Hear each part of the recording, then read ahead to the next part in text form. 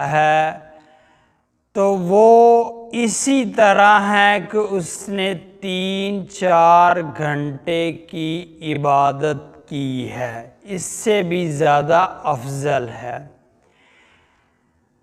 اور اس حدیث کو اگر دیکھا جائے تو یہ معنی اور مفہوم کے اعتبار سے بہت ہی اعلیٰ ہے۔ سبحان اللہ و بحمدہ، اے میرے اللہ تو پاک ہے اپنی ذات کے ساتھ، تیری ذات بھی پاک، تیری بات بھی، تیرا فیصلہ بھی پاک ہے، اور اپنی تعریف کے ساتھ پاک ہے۔ یعنی بندہ یوں کہتا ہے، اے اللہ سبحان اللہ و بحمدہ، یہ کلمہ میری طرف سے کتنی مرتبہ لکھ لے؟ عدد خلقہ، اللہ جتنی تو نے مخلوق کو پیدا کیا ہے نا، میری طرف سے بندہ نہ چیز کی طرف سے سبحان اللہ و بحمدہ اتنی مرتبہ لکھ لے۔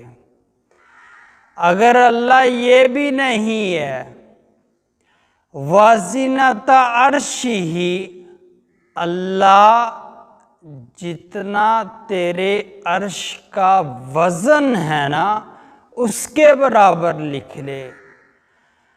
اللہ اگر یہ بھی نہیں، وَمِدَادَ کَلِمَاتِهِ، اس دنیا کے سارے درختوں کے قلم بنائے جائیں، سمندر کی سیاہی ہو اور اس کے ساتھ تسبیح لکھی جائے، اللہ جو کچھ لکھا جائے اس کے برابر میری طرف سے سبحان اللہ و بحمدہ لکھ لے۔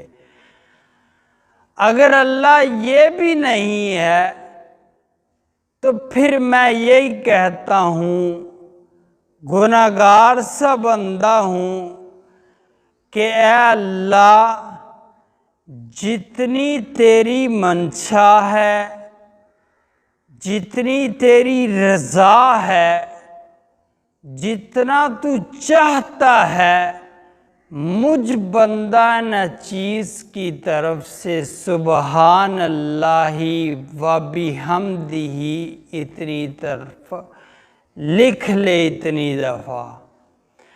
اللہ تعالیٰ سے دعا کیا کریں کہ اللہ تعالیٰ ہمیں اپنا ذکر کرنے کی توفیق عطا فرمائے، کیونکہ مالک کائنات کا فیصلہ یہ ہے کہ اگر تمہیں فرش پہ یاد کرو گے، میں تمہیں آسمان پہ عرش پہ یاد کروں گا۔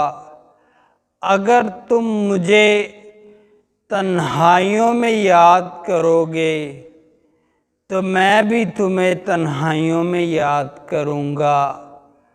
اگر آپ مجھے کسی محفل میں یاد کرو گے تو میں تمہیں ایسی بابرکت اور پاکیزہ جو فرشتوں کی محفل ہے اس میں تمہارا تذکرہ کروں گا۔